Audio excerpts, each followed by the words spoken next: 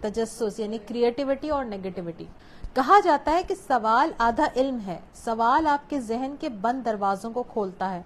سوال آپ کو سوچنا سکھاتا ہے. لیکن پھر ایک سوال پیدا ہوتا ہے کہ کب اور کہاں سوال اٹھایا جائے. آیا آپ کا سوال آپ کو فائدہ دے رہا ہے؟ جیسے میں نے ابھی مینشن کیا، جو کہ تبھی فائدہ مند ہے جب نیت سیکھنے کی ہو، اور اگر نیت ہی ٹوک کی ہو، برائی کی ہو، تو کیا کہا جائے گا؟ ہماری نیت کیا ہوتی ہے؟ ہم سوال دیکھیں، آپ اپنے سوال نوٹ کیجئے. بچہ نہیں ہوا تمہارے ابھی تک؟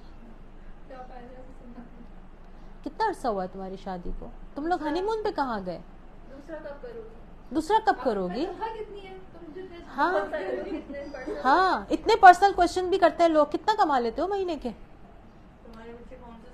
ہاں تمہارے بچے کون سے اسکول میں پڑھتے ہیں؟ کیا فیس ہے تمہارے بچوں کی؟ ہاں ویکیشن پہ کہاں جانے والے ہو تم؟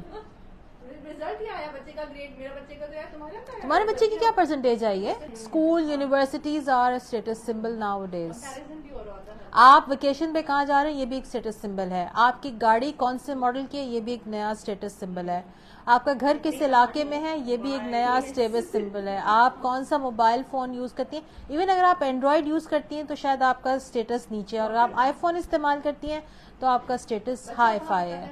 ہاں نہیں آپ باہر تو بہت دور کی بات کریے. اگر آپ کا بچہ آغا خان میں پیدا ہو رہا ہے تو مینس کہ آپ کسی ہائی فائی اسٹیٹس کی، اور اگر آپ بچہ کسی چھوٹے سے اسپتال میں پیدا کر رہی ہیں تو اس کا مطلب ہے کہ آپ کے حالات تھوڑے ٹائٹ ہیں. ہماری قوم فضول گوئی اور بیجا تجسس کی بیماری میں مبتلا ہے. کسی پروڈکٹیو کام کے لیے بلایا جائے تو لوگوں کے پاس ٹائم نہیں ہوتا، ہزار بہانے تیار ہوتے ہیں.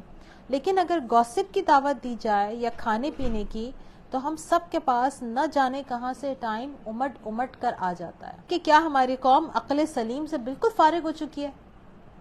واقعی فارغ ہو چکی ہے نا؟ دکھ رہا ہے نا ٹی وی پہ.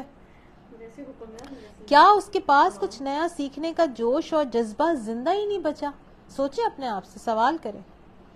کیا ہم اپنی زندگی کو اس قدر بیکار سمجھتے ہیں کہ صرف تفریح کے لیے ٹائم نکالتے ہیں، اور صرف کھانے اور پینے کو زندگی سمجھتے ہیں، اور جو سامنے آ جائے ٹھونس لیتے ہیں، اور پھر روتے ہیں کہ دن بدن وزن بڑھ رہا ہے، وزن کم کیوں نہیں ہوتا؟ آج مغربی اقوام علم کی طلب اور جستجو میں کائنات تسخیر کرتی پھر رہی ہے، اور ہم اسی سے باہر نہیں نکلتے کہ فلاں کو کیسے نیچے دکھائیں اور فلاں سے کیسے آگے بڑھ جائیں. یہ ہمارے آج کے غم ہے.